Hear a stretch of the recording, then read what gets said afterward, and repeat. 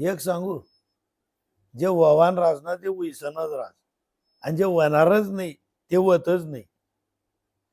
काय जायन काय नाही. एक जण संध्याकाळी ऑफिस मध्ये घरून त्यांना आणि असा बसना सोफावर, पेप्सीनी बाटली अशी टिपावर ठेदिनी, गरमाईन बायको उनी हा उदास चेहरा करी बसेल होता. एक शब्द बी बोलली नाही. बाटलीनं बुचून उघाड आणि अर्धी पेप्सीन बाटली पी गई तोंडलेला इसनी, अर्धी उरेल बाजूला ठेवून. मग त्याला विचारे, काय जाय एवढं तोंड उतारी का बसणार म्हणे तुम्ही.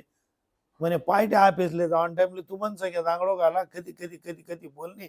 त्या संताप संताप निन्नू स्कूटर काढी, थोडासा गहू कानी गहू स्टेशन आसपास ती स्कूटर पंक्चर होई गी. तशीच ती स्कूटर ठी बरं पंक्चर वयल होती तर वयल होती, ती पडी बी गई ती तिला बाजूल ठी. गाडी मा बटनू ऑफिसला जावायला लागणू, रेल्वे मा पाकिट माराय गे. मग उदास नको का, गहू कसा तरी जमत्या ऑफिस मा गहू सगळं काम बरोबर, पण काय डोकं फिरवलं त्या बॉसनं. त्या बॉसने जो माले बंद काढणं लावा, कथा कथा कथा कथा बोली टाक. दिनभर बटा मूड चालना गया. ऑफिस सुटणं विचार काय की काही जागा मा अर्थ नाही.